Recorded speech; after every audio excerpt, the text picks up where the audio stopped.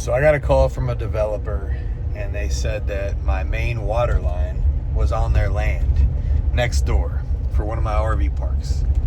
You can imagine like the initial feeling that gave me, right? I was like, damn, are you sure? And they sent me pictures. He's like, look, we're building a road next door. And the sucky thing is this road's like an emergency evacuation road. Like, it won't even be used. But, the powers that be, that are allowing us to build this subdivision, city, county, all the stuff, they say that we have to have an emergency route. And that goes right next to your property, like right on the line of your property. And when we got to digging and trenching and all that to get this thing ready, because they're making us have a water line that we're not going to use either, your water line overlapped 6 feet on our property. I'm like, man, well, and they're like, you need to move it.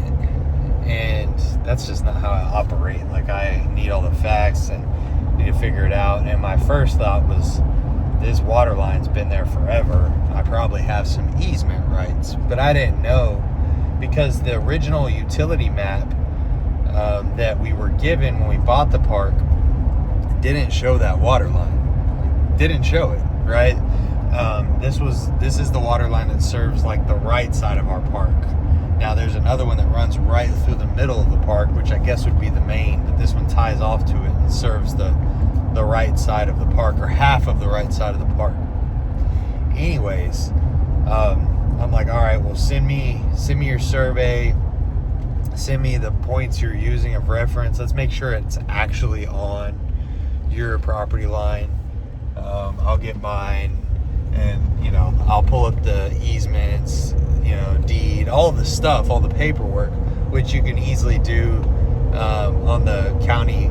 If you can Google, just an easy way if you want to know this stuff about a property you own or looking into, you can Google like land records in whatever county and just go through there, and all this stuff gets filed, if there are easements and all that stuff. Anyways, there was no easement, there was no water line showing there. There was a utility easement for like electric, but nothing for, which is normal, but nothing for this water line, which in my mind, I told this, we went back and forth for a while, and I was like, look, I think this is an easement. Regardless if it's recorded, I still believe it's an easement, because the people we bought this from owned all of that land that they sold it off when they sold that part of that land to you, but they sold the park to us, but it was under common ownership whenever they built this park, right? So like, they might have not have ever intended, or even looked when they put that water line there, intended to sell that portion of the land, and it got overlooked. But regardless, it's still an easement. Now, I'm not an attorney. I don't know if I'd win that argument, because there's like easement by necessities. Is it really necessary if it can be rerouted? Like, all the stuff. I don't know if I'd win, but it's enough for an argument. And they took it to their attorney, I'm assuming, and they were like, they just said, well, what do you want to do? And I said, look, I've got a proposal. Because, nobody wins in a lawsuit. Nobody wins paying legal. I don't say nobody. People do win. But I'm saying this kind of thing. It's like, all right, it's just like any sales or anything. It's like, how do we both win? Right? They need this subdivision to go right. They need our cooperation because they're building a road right next to it. They don't need to be shut down. They need our cooperation, and we need them, all the stuff. And they need that water line moved before they could build the road. So I'm not in a huge rush at this point. They are. So I'm like, well, look, here's what I'll propose. I'll pay for the materials. And since y'all are going to be trenching it already, like, you're already going to be trenching the road up. You're going to be digging the road up. You're going to be trenching your own water line.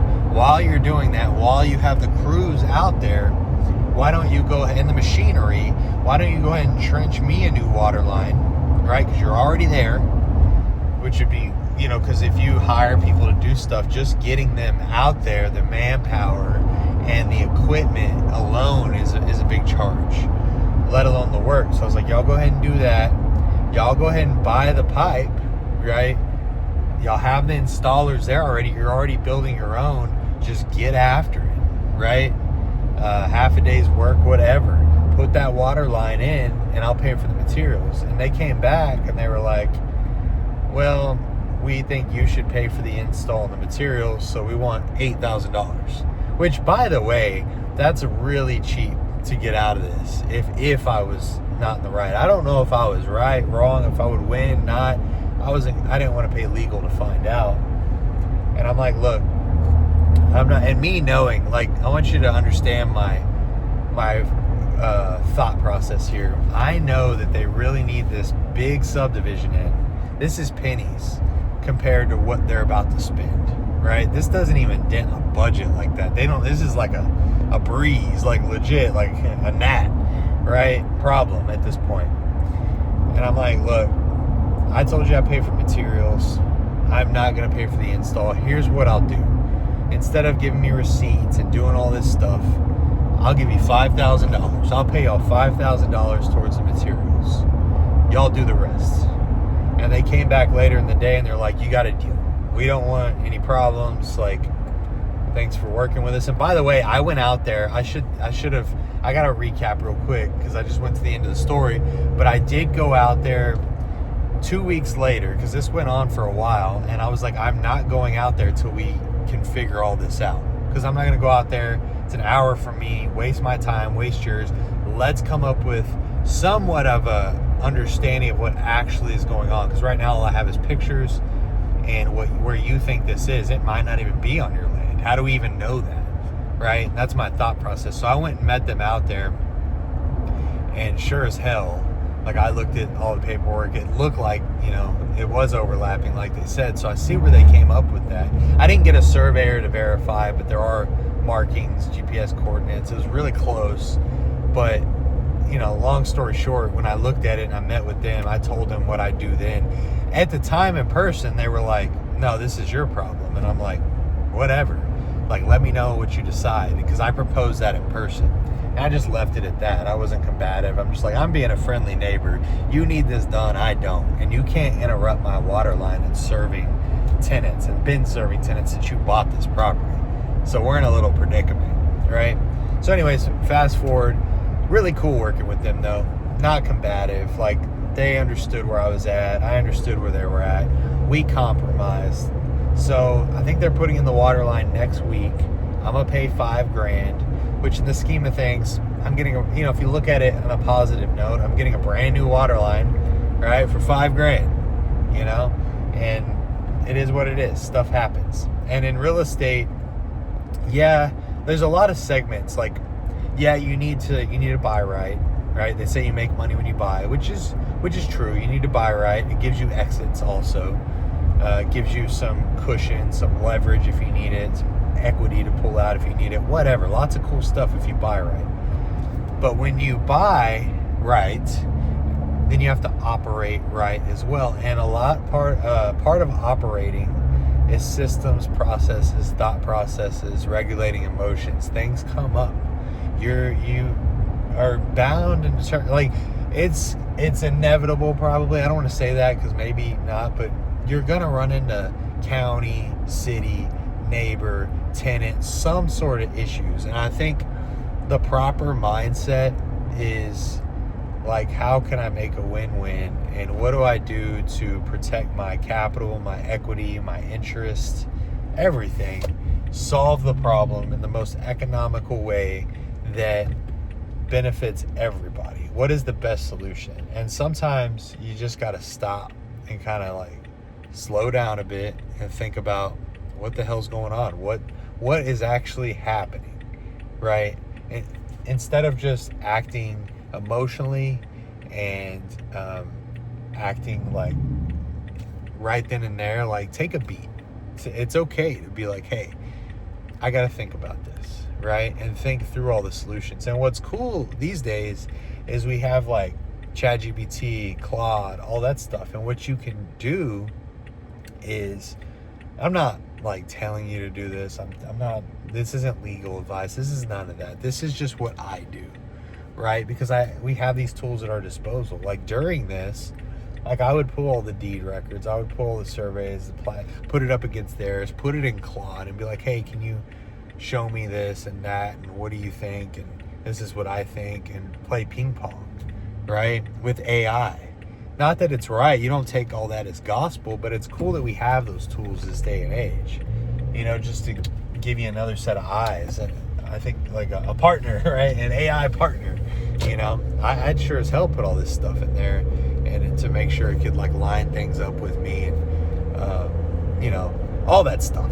So anyways, hope this helps if you ever run into this kind of stuff. I hope you don't, but if you buy enough real estate, you run across stuff. It is what it is. We get paid for solving problems, and sometimes the problems linger or pop up after the fact.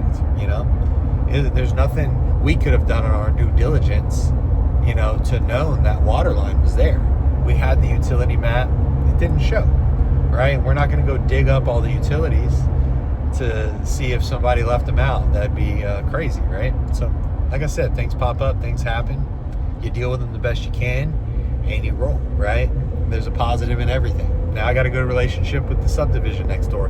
Hell, maybe if their subdivision just pops, they want to buy my park for twice what I bought it for. Who knows, right? I got a good relationship with them. I'm on a texting basis, and I think they respect me because I held my ground and negotiated from a calm place, and we came to an agreement, and we're still friends, right? I don't know how you can win more than that. So thank you for hopping on here. My name is Travis Wells. This is the Property Profits Podcast. And if you enjoyed this, not running any paid ads, none of that stuff, refer it to a friend, a family member, an investor, an aspiring investor. If you're looking to get into the mobile home park or RV park space and you don't have a park currently, I've got a good one-on-one program that I'll walk you through step by step. It is a 12-week program. There's a curriculum. It's me and you, one-on-one.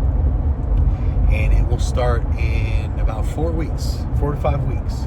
So if you're interested in that, hit me up. The best place to get me is on Facebook. Just DM me. If you're not already following me, follow me. I'm giving free stuff every day, free advice, free documentation of my journey, whatever.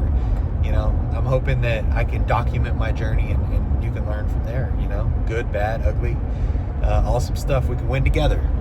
And our YouTube channel, give it some love, Instagram, all that stuff. That being said, see you next time.